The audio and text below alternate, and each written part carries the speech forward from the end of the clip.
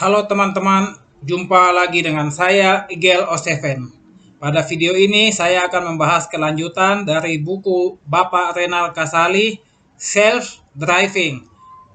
Pada kali ini saya akan membaca bab 4. Selamat mendengarkan. Pada bab 4 ini ada beberapa poin. Poin yang pertama, luka batin, rekaman masa lalu. Poin yang kedua, diberi kendaraan cacat, apa salahnya? Poin ketiga, winner loser Dennis Wedley. Poin keempat, from bad passengers to good passengers. Dan poin yang terakhir pada bab 4 ini, latihan keluar dari zona nyaman. Oke teman-teman, langsung saja kita mulai pada poin yang pertama. Bab 4, dua jenis penumpang, bad and good passengers. Beberapa tahun yang lalu, saya mulai memberikan pelatihan untuk mentransformasi passengers menjadi driver. Tentu saja, para CEO senang. Mereka memberitahu saya bahwa di kantor mereka belakangan ini telah lebih banyak ditemui pegawai berkarakter passenger ketimbang drivers. Tetapi sewaktu pelatihan itu kami jalankan, tim yang saya pimpin menemukan begitu banyak orang yang bermasalah. Kami menemukan banyak passengers yang tersakiti dan sakit, yang ternyata lebih mudah berpindah kuadran untuk menjadi driver. Untuk memudahkan Anda, saya kutipkan penggalangan berita yang saya baca di harian Warta Kota mengenai seorang pria yang di usia 47 tahun menjadi passenger bagi orang tuanya. Seorang janda yang berusia 67 tahun. Bukan hanya menjadi passenger, melainkan budaya passenger. Penelusuran kami selama bekerja, ia pun berpotensi menjadi bad driver, sehingga akhirnya selalu diberhentikan. Masalahnya, mereka mampu menjadi driver bukan semata-mata karena kepiawaian menjalankan peran, melainkan karena mereka benar-benar sedang sakit. Sakit karena dendam, sebuah janji yang tak dipenuhi, harapan yang pupus, kerinduan yang tak tersampaikan, tekanan yang tak terlupakan, dan seterusnya. Rasa sakit itu akan mendorong orang untuk membalas kepada siapa saja yang ditemui, atau mencapai ambisi dengan segala cara untuk memperoleh pengakuan. Saya pikir betapa mengerikannya orang-orang itu. Alih-alih menjadi pimpinan yang memelopori kemajuan, mereka justru menjadi pemecah belah, menyuarakan kesakitan dan penderitaan. Wujudnya bisa berupa agresi, emosi tak terkendali, mengompori perlawanan, sinis, negatif, tak mempercayai kebenaran, memimpin pemberontakan, terlibat dalam kampanye-kampanye negatif, menyebarluaskan kebencian, memutarbalikan fakta, terlibat dalam gosip, dan seterusnya.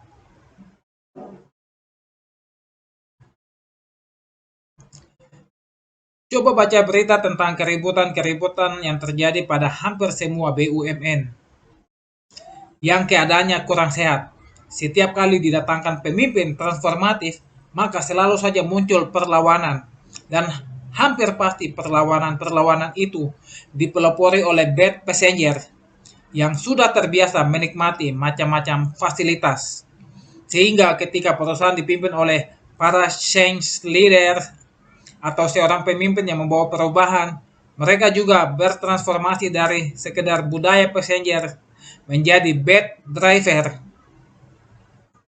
Anda bisa membaca apa yang terjadi di Pelindo 2 dalam books yang pernah saya tulis ulas di Kompas. Masalah serupa juga pernah terjadi di Garuda Indonesia, Semen Padang, PT Pelni, Indonesia Ferry atau ASDP, PT Dirgantara Indonesia, dan banyak Bank Pembangunan Daerah atau BUMD lainnya di seluruh provinsi Nusantara ini. Beranjak dari situ, saya pun mulai memimpin sebuah action research. Pertanyaan akademis yang ingin kami cari adalah, mungkinkah mengubah bad passengers menjadi good drivers? Dan untuk sampai ke sana, kita perlu kembali ke dasar. Kalau seseorang dilahirkan suci, apa yang membuat seseorang berubah menjadi bad passengers? Bagaimana kita memperbaikinya? Poin pertama, luka batin, rekaman masa lalu. Action research pun dimulai. Saya minta dicarikan sejumlah psikolog dan eksekutif pada bidang kepegawaian yang biasa menangani pegawai-pegawai bermasalah. Orang-orang bermasalah ini biasanya serba menyakitkan bagi orang-orang di sekitarnya, termasuk bagi atasan-atasannya. Kepemimpinannya buruk, prestasi rendah, kurang disukai rekan-rekan kerja, tetapi tidak mau mengundurkan diri. Ditambah lagi, perusahaan atau lembaga tempat mereka bekerja enggan mengambil tindakan apa-apa. Saya mulai menggali pengalaman-pengalaman yang ada. Ada kesan orang-orang bermasalah itu dipelihara oleh orang-orang tertentu di sisi atas, tetapi pada saat yang bersamaan ia disakiti atasan-atasan lainnya atau orang-orang di luar organisasi. Tetapi ini juga bisa menjadi karena pemegang saham membiarkan orang yang bagus atau CEO tidak diberi otoritas yang kuat, sehingga direksi-direksi ikut bermain dan saling melindungi.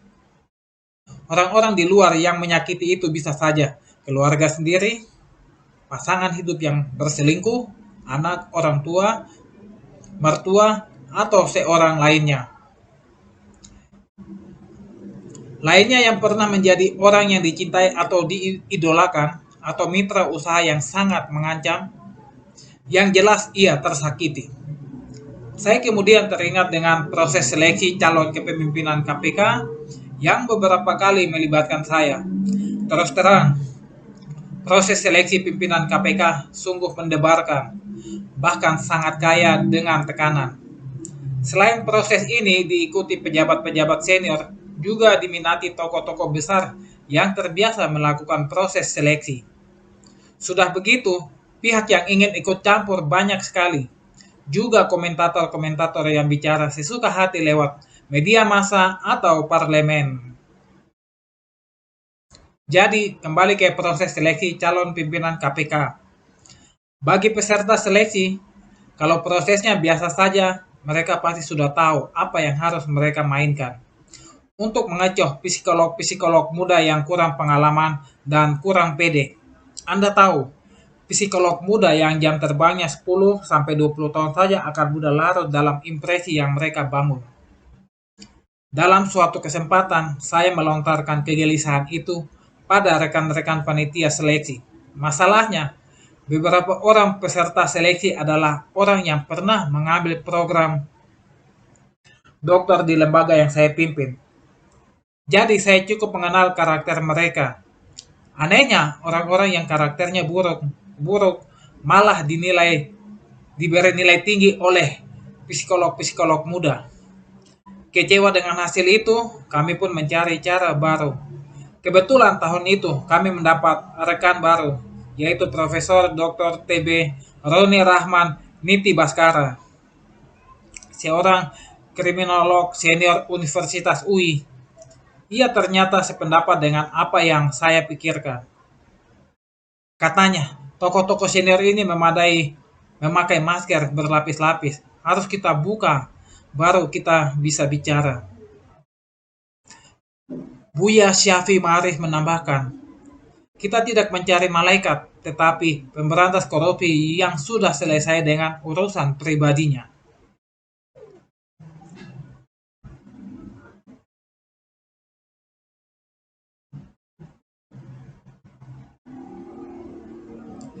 Di tengah-tengah pertemuan dengan konsultan psikologi, Profesor Roni menyambut gagasan saya.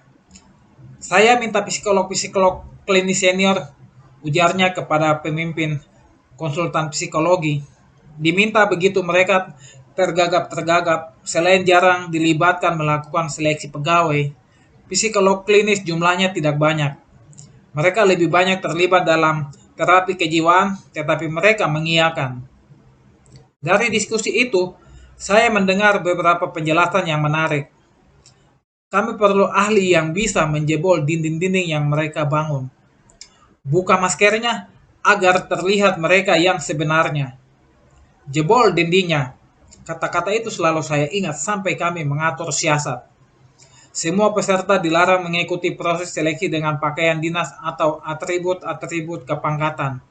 Maklum, yang ikut seleksi ini ada jenderal polisi, perwira senior TNI, jaksa senior, pejabat-pejabat eselon 1, CEO, dan sebagainya. Semua atribut dan seragam harus dilepas, pakai baju batik saja. Ini perlu untuk mencegah perasaan psikolog yang terintimidasi oleh jabatan struktural calon pimpinan KPK. Poin kedua, diberi kendaraan cacat, apa salahnya? Dan sekarang perhatikanlah dua orang berikut ini, Sano dan Sugeng. Sano tinggal di Aichi, Jepang, dan Sugeng di Mojokerto, Indonesia. Perhatikan pula kemandatarisan mereka untuk menggunakan kendaraan diri masing-masing. Setelah itu bandingkan dengan yang dilakukan Rian tadi dan Uut 47 tahun terhadap ibu kandungnya sendiri dalam box selanjutnya. Jangan lupa pula baca bagaimana Theodore Roosevelt melepaskan belenggu-belenggu hidupnya dalam box lainnya. Bedakanlah keduanya. Mana yang hidup dengan mental profesional driver dan yang mana yang bermental bad driver. Esoknya setelah proses berlangsung kami mendengarkan laporan yang benar-benar berbeda. Laporan itu banyak didapat dari dialog di meja makan atau bahkan di ruang tunggu. Mereka gelisah saat saya tanya, si A, duduknya tak tenang. Saat saya balas tanya bagaimana keadaan keluarga bapak atau ibu, ia menitikkan air mata dan anehnya ia tak bisa mengendalikan emosinya. Singkat cerita, saya menjadi mengerti ada teknik-teknik tertentu yang biasa dipakai psikolog-psikolog klinis untuk menerapi manusia.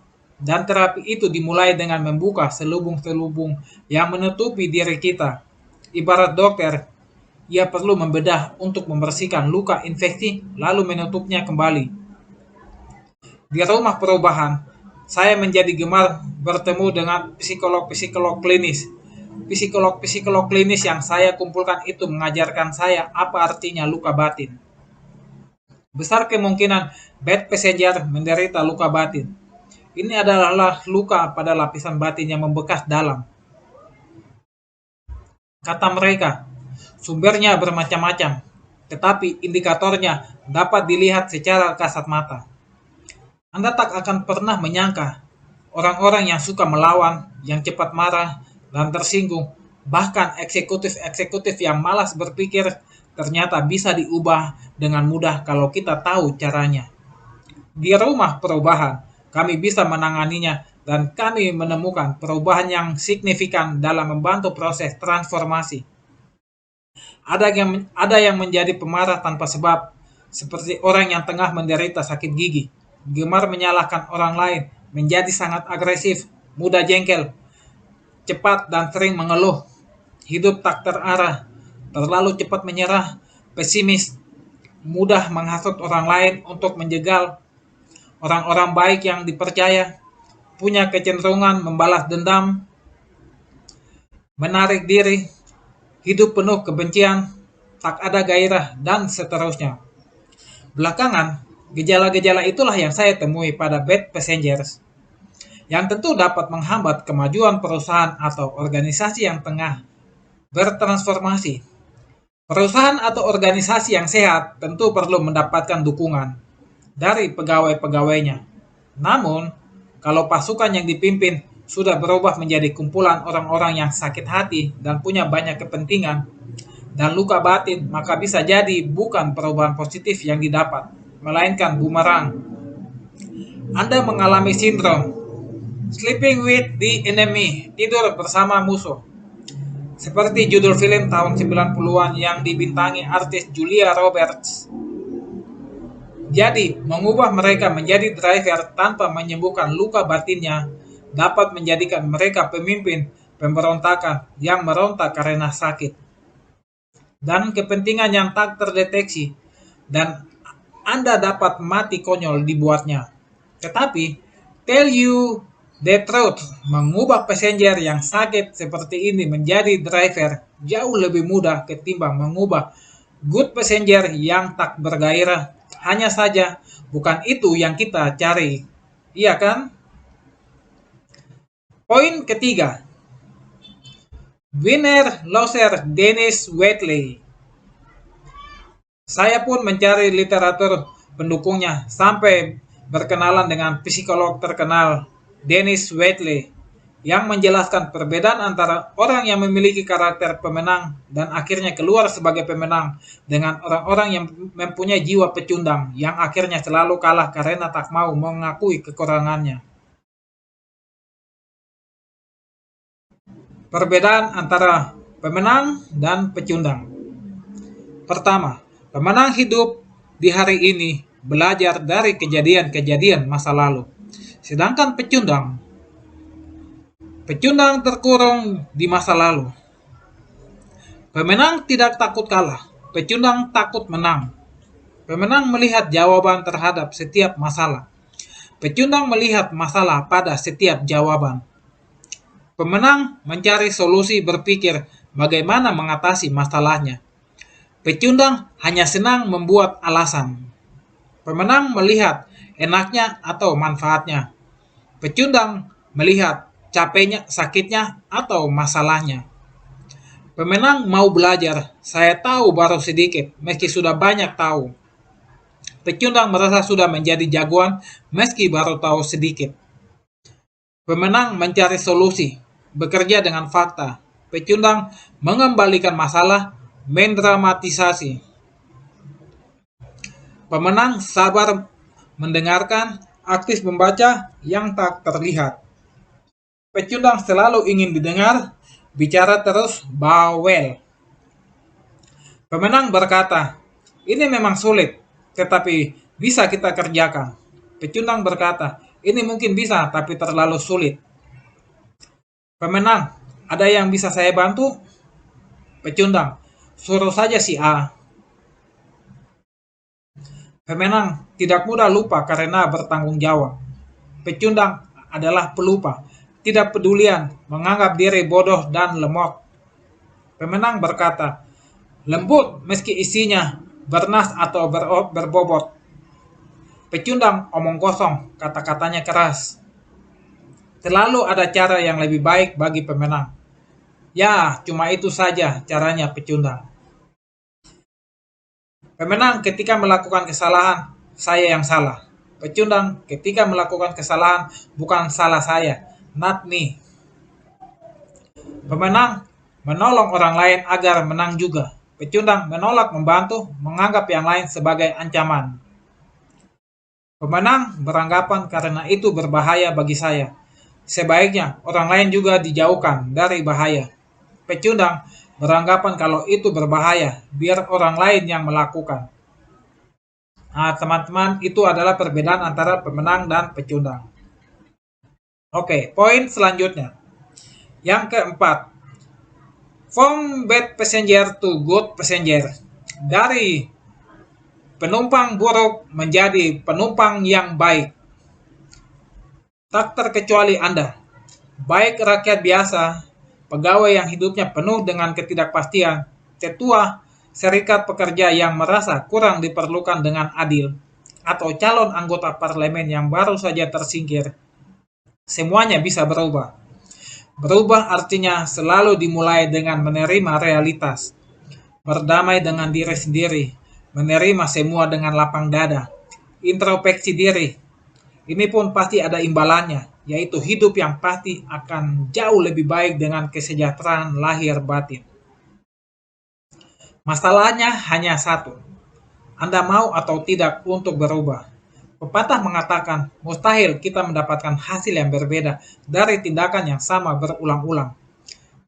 Teori DNA juga mengatakan bahwa perilaku kita sangat ditentukan oleh orang-orang yang menjadi teman-teman kita. You are who your friends are. kita adalah teman-teman seperti yang kita harapkan. Idealnya, manusia bisa melakukan terapi diri atau self-healing.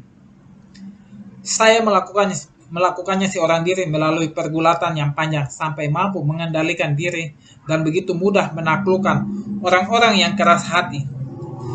Sebagaimana orang bisa melakukan self-healing melalui usaha yang benar-benar berat, tetapi sebagian orang lainnya membutuhkan orang lain. Di rumah perubahan, kami pun melakukan proses terapi ini. Prosesnya panjang, dimulai dari kembali mengenal diri di antara sejuta hal yang kita alami, lalu mengenali siapa saja yang ada di sekitar kita dan kemana akan kita bawa hidup ini. Kepada siapa kesuksesan kita ini akan kita persembahkan. Kami menggunakan bermacam-macam alat dan media agar semua peserta merasa nyaman dan mampu mengendalikan hidupnya. Instruktur-instruktur yang diturunkan pun sudah sangat terlatih, dan saya pimpin sendiri. Kami mengevaluasinya beberapa jam sekali dan selalu menemukan fakta-fakta yang menarik. Semuanya dibuat bersahabat, dan kita butuh dukungan peserta-peserta lainnya untuk saling membantu. Dengan memahami masalah yang dihadapi dan sharing dalam kelompok, para peserta menjadi tertantang untuk membantu dan saling menguatkan.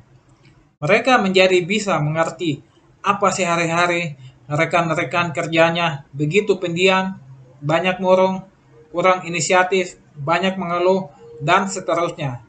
Dari situ pula saya menjadi tahu persis inilah sumber dari segala persoalan berat yang banyak dihadapi bangsa ini. Anda tentu tak akan menyangka bahwa mereka butuh wadah besar untuk menumpahkan segala beban berat yang selama ini mereka bawa kemana-mana. Tahukah Anda, orang-orang yang pergi membawa topeng setiap hari agar selalu terlihat sempurna, sesungguhnya mengalami keletihan yang luar biasa. Topeng yang dibawa terus-menerus, meski ringan, setipis apapun, lama-lama akan terasa berat. Apalagi bila itu topeng yang dibuat berlapis-lapis. Sebagian dari mereka merasakan sakit yang luar biasa, hebat sejak usia remaja, sebagian lagi menyimpan rahasia hidup yang sulit diceritakan karena begitu menakutkan. Bahkan, ada yang menyimpan anggan-anggan masa lalu yang tak pernah tercapai, lalu kecewa. Janji yang tak pernah terpenuhi dari orang lain. Rasa dipermalukan berulang-ulang atau bahkan kekecewaan dari orang-orang yang dicintainya. Yang jelas, tak ada orang yang sempurna. Yang ada adalah orang yang menutup-nutupi kekurangannya. Orang seperti ini banyak memberi alasan terhadap hal-hal yang tidak dikerjakannya, dan lebih suka mencari pembenaran ketimbang kebenaran. Dan ia akan menjadi beban bagi organisasi, kepemimpinannya pun tidak optimal. Saling menguatkan juga bisa menimbulkan kesadaran. Rasa syukur bahwa duka yang saya rasakan masih tak seberapa dibandingkan dengan duka yang dialami teman saya. Hal ini bisa berdampak positif bagi perilaku atau karakter calon-calon pemimpin, keluarga, orang tua, anak, istri, atau mertua. Adalah kontributor utama. Sekolah dan karir adalah kontributor kedua, lalu diri sendiri sebagai penentu. Di rumah perubahan, kami terbiasa menerapi masalah-masalah itu. Dan dari situlah kami menyadari, itu adalah masalah leadership. Masalah masa depan perusahaan adalah kebangsaan, yang menentukan apakah kita mampu keluar menjadi bangsa pemenang, bangsa yang unggul, bukan bangsa pecundang yang selalu marah tanpa arah. Maka, membuka luka lama dan menerapinya adalah satu hal, sedangkan mengisinya untuk menjadi good driver adalah hal lain lagi. Ibarat dokter gigi yang menangani pasien sakit gigi akut, ia harus membornya dan membersihkan akar-akarnya. Infeksi itu ditoreh, dikeluarkan, dan saraf-saraf halus yang menyakitkan dimatikan. Lalu setelah itu, bagaimana? Membersihkan dan membor saja tidak cukup. Kita baru melakukan satu tahap penting, yaitu mengubah bad passengers menjadi good passengers. Atau lebih berat lagi, menolkan bad passengers menjadi bad passenger. Atau lebih beratnya lagi, menolkan bad driver menjadi bad passenger, lalu mengubahnya menjadi good passenger. Ini baru proses awal, yaitu membuang luka batin, membersihkan rasa sakit. Tetapi, saya katakan manusia-manusia Indonesia sangat sulit untuk diajak keluar dari zona nyamannya. Salah satu penjelasannya adalah kita jarang sekali melatih orang untuk keluar dari zona nyamannya. Sekolah-sekolah, lembaga-lembaga pelatihan, perusahaan, bahkan Lemhanas, Sesvin, Akmil, Akpol, dan LAN pun tak pernah memberikan pelatihan ini. Poin selanjutnya, poin kelima. Keluar dari zona nyaman. Ketika diminta kelompok usaha Agung Podomoro untuk menjadi sektor di Podomoro University, untuk menjadi rektor di Podomoro University, saya pun melakukan kunjungan ke beberapa kampus di Inggris dan Amerika Serikat. Salah satunya adalah Baseball College yang terletak tidak jauh dari Harvard dan MIT. Sekitar seminggu saya diajak berkeliling di kampus yang dinobatkan sebagai The Best School of Entrepreneurship oleh berbagai lembaga independen. Saya berdialog dengan profesor, peneliti, eksekutif, alumni, donatur, dan para mahasiswa. Praktis hampir semua urat nadi universitas ini saya dalami. Apalagi Podomoro University telah menjalin kerjasama resmi melalui Baseball Global. Dari hasil kunjungan itu antara lain adalah inovasi-inovasi baru yang kami rancang untuk mengubah sikap mental passengers pada mahasiswa Indonesia yang kuliah di Podomoro Universitas agar mereka kelak mampu menjadi great entrepreneur. Dan bagi saya, great entrepreneur adalah seorang great driver. Salah satu inovasi itu yang ada pada mata kuliah yang dinamakan para pengajar sebagai TL, Thinking and Acting Like Entrepreneur Leaders. Persoalannya adalah bagaimana mendesain kurikulumnya.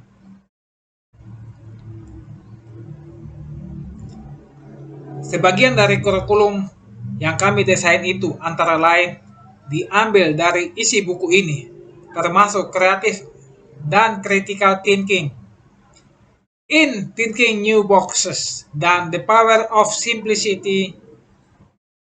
Tetapi saya ingin bercerita kepada Anda apa yang dilakukan Baseball College untuk melatih kewirausahaan pada anak-anak didiknya. Di sebuah kelas, semua mahasiswa diwajibkan mengikuti sebuah kegiatan kesenian.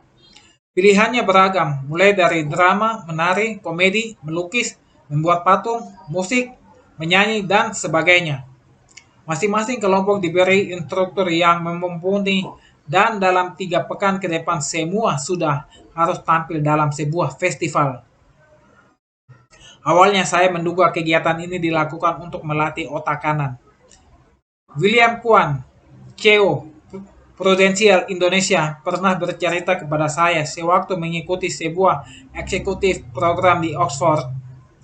Ia bercerita tentang latihan kepemimpinan dengan metode kesenian seperti ini. Dari cerita itu, saya berpikir pasti ada tujuannya, dan William mengakuinya. Sewaktu saya mengunjungi Bisbon, saya pun menggali motif di balik latihan itu. Di luar dugaan saya, mereka menjelaskan bahwa aktivitas ini ditujukan untuk melatih mahasiswa keluar dari zona nyaman. Bagaimana ceritanya? Begini, setiap peserta pertama-tama ditanya terlebih dahulu apa minatnya. Lalu mereka diwajibkan memilih salah satu kegiatan. Tentu saja, mahasiswa yang menyukai musik pasti akan memilih musik. Yang biasa terlibat dalam teater hampir pasti memilih seni, drama, dan seterusnya. Karena tujuannya adalah untuk melatih keluar dari zona nyaman. Maka mereka pertama-tama justru harus keluar dari minatnya. Yang tidak bisa drama justru harus berani mencoba seni drama. Demikian pula selanjutnya. Lantas, apa yang terjadi? Koordinator mata kuliah itu menceritakan kepada saya dengan bahasa seperti ini. It's a nightmare. Artinya, semua mahasiswa protes. Ya, mereka merasa tidak nyaman. Harus tampil dalam waktu 3 minggu untuk mempertontonkan sesuatu yang mereka tidak sukai. Itu benar-benar mengganggu. Dapat saya bayangkan apa jadinya bagi mahasiswa yang berorientasi untuk mendapatkan ijazah dengan nilai-nilai raport yang tinggi. Mereka pasti gelisah, takut terganggu prestasinya.